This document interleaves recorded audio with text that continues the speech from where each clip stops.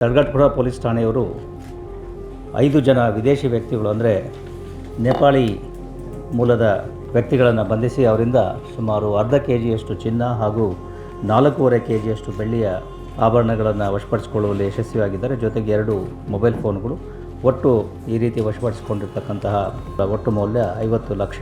ಘಟನೆ ಆಗಿರ್ತಕ್ಕಂಥದ್ದು 28ನೇ ತಾರೀಕು ಮಾರ್ಚ್ ತಿಂಗಳಲ್ಲಿ ಮುಂಬಾಗಿಲಿಗೆ ಬೀಗ ಹಾಕ್ಕೊಂಡು ಹೊರಗಡೆ ಹೋಗಿರ್ತಕ್ಕಂತಹ ಸಂದರ್ಭದಲ್ಲಿ ಮನೆಯ ಮುಂಬಾಗಿಲಿನ ಡೋರ್ ಲಾಕನ್ನು ಬ್ರೇಕ್ ಮಾಡಿ ಒಳಗಡೆ ಈ ಬೀರುವಿನಲ್ಲಿಟ್ಟಿರ್ತಕ್ಕಂಥ ಚಿನ್ನ ಮತ್ತು ವಜ್ರದ ಆಭರಣಗಳನ್ನು ಮತ್ತು ಮೊಬೈಲ್ ಫೋನ್ಗಳನ್ನು ತೆಗೆದುಕೊಂಡು ಹೋಗಿರ್ತಾರೆ.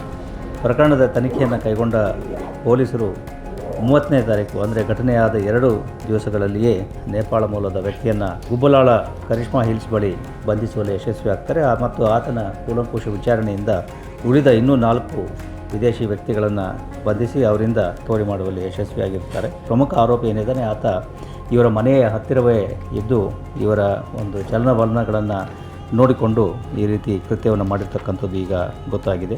ಅದರಿಂದಲೇ ನಾವು ಸಾರ್ವಜನಿಕರಲ್ಲಿ ಕೇಳ್ಕೊಳ್ತಕ್ಕಂಥದ್ದು ಮನೆಯಲ್ಲಿ ಈ ರೀತಿಯ ಬೆಲೆ ಬಾಳ್ತಕ್ಕಂಥ ಚಿನ್ನಾಭರಣಗಳನ್ನು ಇಟ್ಕೊಳ್ದೇ ಬ್ಯಾಂಕ್ ಲಾಕರ್ಗಳಲ್ಲಿ ಇಟ್ಕೊಳ್ತಕ್ಕಂಥದ್ದು ಒಳ್ಳೆಯದು. ಜೊತೆಗೆ ನಿಮ್ಮ ಮನೆ ಬೀಗವನ್ನು ಹಾಕ್ಕೊಂಡು ಹೊರಗಡೆ ಹೋಗುವಾಗ ಸ್ವಲ್ಪ ಮುಂಜಾಗ್ರತಾ ಕ್ರಮಗಳನ್ನು ತೆಗೆದುಕೊಳ್ತಕ್ಕಂಥದ್ದು ಅತಿ ಅವಶ್ಯ ಅನ್ನೋದನ್ನು ಮತ್ತೊಮ್ಮೆ ನಾವು ಒತ್ತಿ ಹೇಳ್ತಾ ಇದ್ದೇವೆ.